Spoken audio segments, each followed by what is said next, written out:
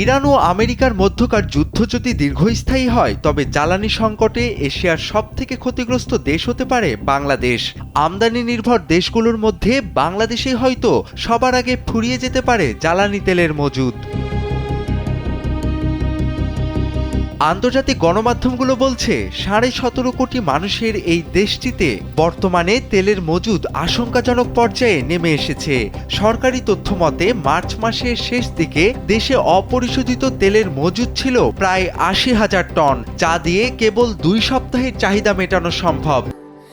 Sandalina so, রূপচর্চায় আভিজাত্য।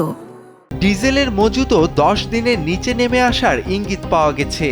এই সংকট নিরসনে সরকার অফিস ও বিপণী বিতানের কর্মসূচি সহ শিক্ষা প্রতিষ্ঠানেরও কার্যক্রম কমিয়ে এনেছে। এছাড়াও শুরু হয়েছে কঠোর জ্বালানি রেশনিং। রাজধানীর ফিলিং স্টেশনগুলোতে তেলের জন্য ঘন্টার পর ঘন্টা লম্বা লাইন এখন নিত্যদিনের দৃশ্য। অনেক পাম্পে আবার তেল না থাকায় সাইনবোর্ড ঝুলিয়ে বন্ধ রাখা হয়েছে। জ্বালানি আমদানির জন্য বাংলাদেশ প্রায় 95% বিদেশের ওপর নির্ভরশীল। বিশেষ করে মধ্যপ্রাচ্যের ওপর নির্ভরতা সবথেকে বেশি।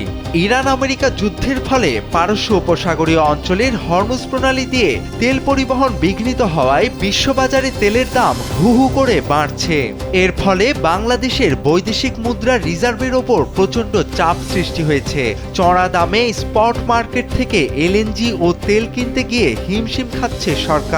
এদিকে নবনির্বাচিত সরকার এখন মরিয়া হয়ে সিঙ্গাপুর, মালয়েশিয়া ও অস্ট্রেলিয়ার মতো দেশগুলো থেকে বিকল্প উপায়ে জ্বালানি সংগ্রহের চেষ্টা করছে। একই সঙ্গে রাশিয়ার তেল আমদানির ক্ষেত্রে মার্কিন নিষেধাজ্ঞার বিশেষ ছাড় পাওয়ার চেষ্টা করছে সরকার। সংশ্লিষ্টরা বলছেন, যদি দ্রুত বিকল্প সরবরাহ নিশ্চিত করা না যায় তবে কয়েক সপ্তাহের মধ্যে থমকে যেতে পারে দেশের শিল্প উৎপাদন ও পরিবহন ব্যবস্থা।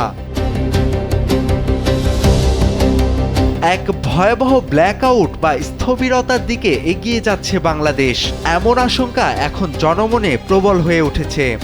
এই সংকট মোকাবেলায় বিদ্যুৎ সাশ্রয় ও জ্বালানি ব্যবহারে সর্বোচ্চ মিতব্যয়ী হওয়ার কোনো বিকল্প নেই।